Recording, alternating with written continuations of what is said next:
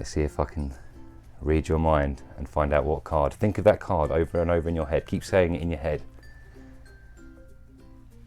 And I know that you chose this card here, the 10 of diamonds.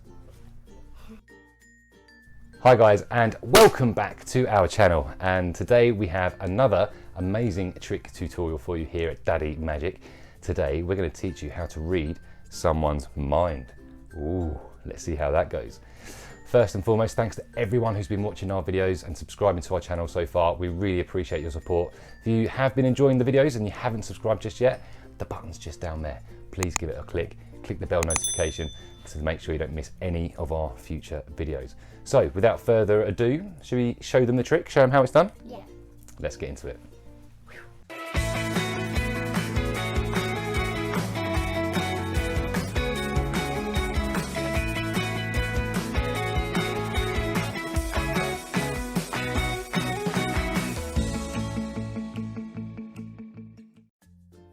Okay, who should I be performing the trick on this week? On your mark, set, go! Me. Thrashed you again. I think that's two weeks in a row. He's absolutely thrashed you. You know it's coming. Yeah. Be ready. Right, Cooper, we're going to read your mind. Kyla, do you want to pick some cards out for me? Yeah. I'm going to do those ones. Right, okay. So you probably couldn't have picked a more expensive deck of cards out of this box. These are the David Blaine Gator backs. Really expensive. Right then, Cooper, for this trick we only need 3 cards. You can pick any 3 cards that you like.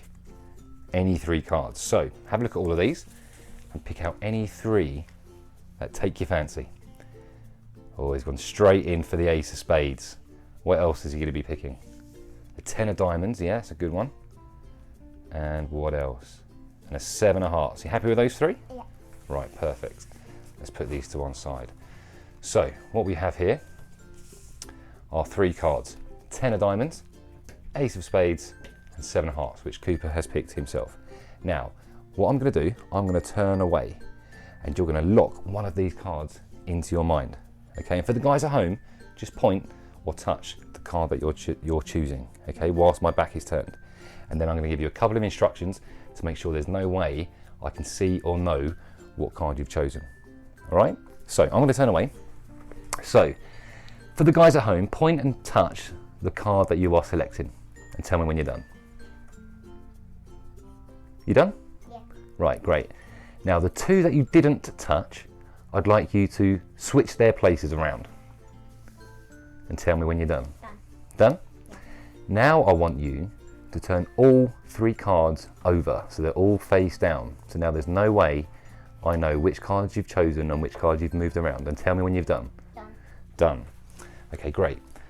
So you've picked a card and you switched the other 2 around and I don't know which is which. I can't see the cards, right? Mm-hmm. So what I want you to do now, to make it even harder for me, is mix the cards around a bit even more. Happy with that? Or you can do some more if you like. Yeah.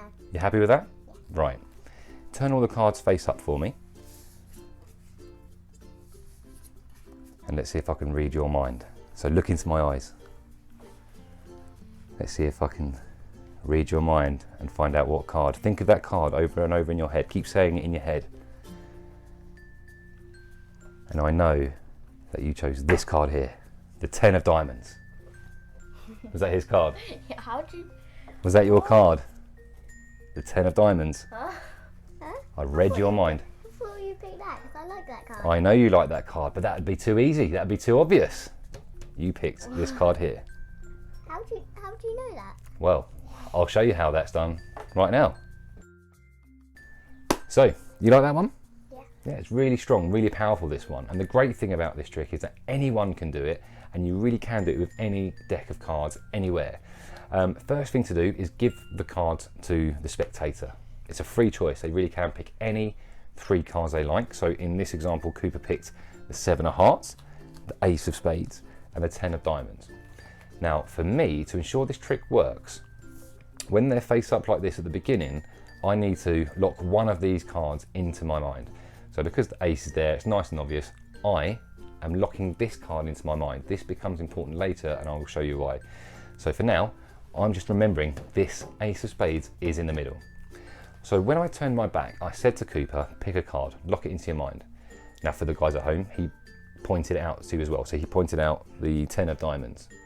Okay, but normally if you're just doing this face to face, you wouldn't need them to do that. Just tell them to lock it into their mind. Okay, so you've picked a card, you've locked it into your mind. He picked the 10 of diamonds. What I've done is I've clocked this card here. I'm remembering ace of spades in the middle. So as I'm turned away, Cooper selected his card.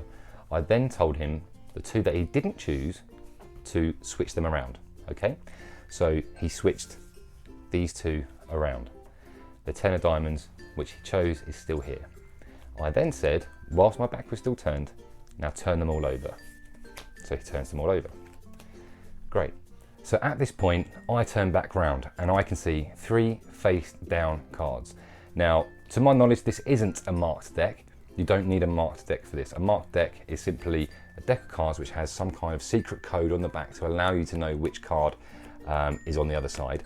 This isn't a trick that uses a marked deck. This might be a marked deck, I'm not entirely sure. If it is, I don't know how to use it, but this isn't a marked deck. So, as I said at the beginning, I remembered that the middle card, when they were face up, was the ace of spades. Unbeknownst to me, Cooper has now switched this, but all of this is done while the cards are face down. I don't know, I genuinely don't know which one's which at this stage. So, at this point, I said to Cooper, to make it even harder for me, move them all around even more. And he did.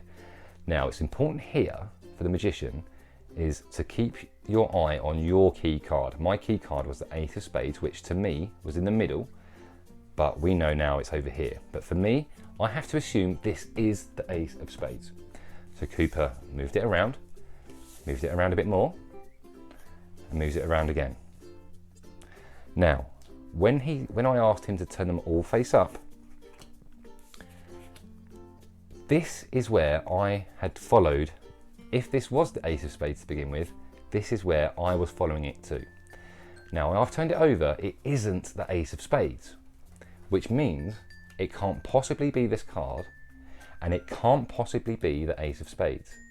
It must be the third card, which is the 10 of diamonds, which for this example was the card selected. Now let's say Cooper did choose the ace of spades. So before the trick, I saw that these cards were in this position and I've clocked the ace of spades. This is my key card. I turn away. Cooper selects the ace of cards. He switches the other two and then turns them all face down. So when I come back to the face down cards, I say, right, mix them up even more. This is my key card. I'm following this. He moves them around. So I've followed the ace of spades to here. So when Cooper turns them all face up, and the ace of spades is where I suspect it should be, that means at the beginning, that was one of the cards he didn't switch, which means it must be the ace of spades. So to recap, follow your key card whilst it's face down. If when they're turned over, it is where you suspected it should be, that is their selection. If it's not that card, it's not your key card, wherever that's ended up, it's the other card. And that's it. It's as simple as that. It is really, really powerful, and it's such an easy trick to remember, easy trick to do. You can do it with any deck of cards, anywhere. It's really, really, really amazing, really strong. So there you go, guys. We hope you've enjoyed that trick. Please join us again next week for another tutorial on another card trick. If you have been enjoying our videos and you haven't subscribed so far, the button is just down there. Where is it? It's just down there. Perfect. That's it, and we'll see you next time. And remember, as always, like and subscribe. We'll see you next time.